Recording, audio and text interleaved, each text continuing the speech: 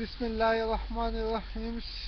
সম্মানিত দেশবাসী, ডিজিটাল সন্ত্রাসের কাণ্ডারি হাসান মাহমুদ, আজকে তাকে বেজের মতো দেখতে দেখা যাচ্ছে, জানোয়ারের মতো চেহারা হয়ে গেছে। কিন্তু কার্টুন ছবি তাকে দেখতে হার মানবে, কিন্তু জনগণকে ধমক পায়নি যে। তার দিকে দেখো, এখন তার মনে হয় খাওয়া 1 মাসের ভিতরে হয় নাই, এখন তাদের খাওয়া উঠে গেছে। তাদের ক্ষুদ্র ক্ষুদ্র সন্ত্রাসীরা দেশের মাটিতে চারিদিকে তুমুল আকারে জুতা পিটা খাচ্ছে, এবং কিছু কিছু সন্ত্রাসীরা দেশের বাইরে ফালাইছে। সম্মানিত দেশবাসী, আমরা এখন বিজয়ের আকাশে, বাংলার মাটিতে, বাংলার আকাশে আবার সোনালী সূর্য দেখবো আমরা।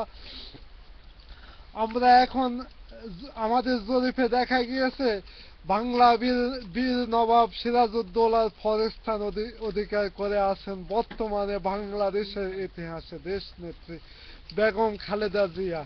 যেভাবে দেশ এবং জাতিকে নিয়ে নিজের জীবনকে ঝুঁকি নিয়ে এইভাবে আন্দোলন করেছেন, এবং তিনি কতটুকু দেশ এবং জাতিকে ভালোবাসেন তার প্রমাণ দিয়েছেন। তারপর আপনারা দেখুন, আমাদের স্বেচ্ছাসেবক দলের সভাপতি রুহুল কবির রিজভী সাহেব কিভাবে দেশ এবং জাতির প্রতি আন্তরিকতা ভাব নিয়ে, এমন ভালোবাসা দিয়ে সব আন্দোলনকে সাঙ্গা করে রেখেছেন। আমাদের সিনিয়র নেতৃবৃন্দ, আপনারা এদের দিকে ফলো করে দেশ এবং জাতির জন্য এখন কিছু করুন। আপনারা সবাই ঝাঁপিয়ে পড়ুন, ঝাঁপিয়ে পড়ুন, দেশকে বাঁচান। এখন যেখানে সন্ত্রাস সেখানে আক্রমণ, আক্রমণ, এছাড়া আর কোনো কথা নয়, আক্রমণ, আক্রমণ। সম্মানিত দেশবাসী, এই দেশকে আমরা বাঁচাবো, এই জাতিকে বাঁচাবো।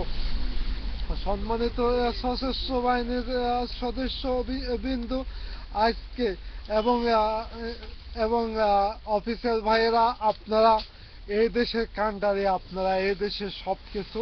আপনাদের মাঝ থেকে আমরা দেশ এবং জাতির পক্ষে সাপোর্ট পেয়েছি। আপনারা অতি শীঘ্র দেশ এবং জাতিকে বাঁচান। আর দেশের মাটি সইবে না এভাবে, দেশের মাটিতে প্রতিদিন রক্ত আর রক্ত। আপনারা এই দেশকে যত তাড়াতাড়ি উদ্ধার করবেন, দেশ এবং জাতির জন্য তত মঙ্গল। আপনারা দেশ এবং জাতির ভবিষ্যৎ আপনাদের দিকে তাকিয়ে আছে বাংলার 16 কোটি মানুষ। সম্মানিত দেশবাসী, আমরা এখন পেয়েছি অনেকটাই, আমাদের সামরিক বাহিনীর পক্ষ থেকে অনেকটাই সুখবর। তাদের মাঝে 14 জনের মাঝে 11 জন জনতার পক্ষে এবং গণতন্ত্রের পক্ষে রায় দিয়েছে। এর মাঝে 3 জন সেনা কর্মকর্তা নীরব ভূমিকা পালন করেছেন। 3 জন সেনা কর্মকর্তা ভাই, আপনারা কিন্তু এই দেশের নাগরিক, এই দেশের সবকিছু আপনাদের মুখের দিকে তাকিয়ে আছে। এই দেশের 16 কোটি মানুষ, আপনারা ওই 11 জনের সাথে একমত হয়ে আপনাদেরকে এই জাতি সব সময় সম্মান দিয়ে আসছে এবং সম্মান চিরদিনে করবে। আপনাদের সেই দিন রক্ত যখন ঝরেছিল খিলক্ষেতে, কিন্তু প্রতিটা নাগরিকের গায়ে তখন আগুন জ্বলে উঠেছে। এর প্রতিশোধ এ দেশে আদালত অবশ্যই করবে।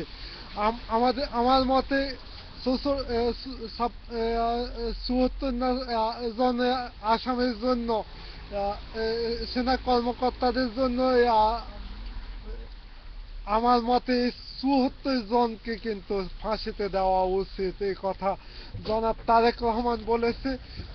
সম্মানিত দেশবাসী, এখন আর প্রতিবাদের ভাষা নাই, কিন্তু এখন একটাই কথা, ঝাঁপিয়ে পড়ুন, ঝাঁপিয়ে পড়ুন, দেশকে বাঁচান, জাতিকে বাঁচান।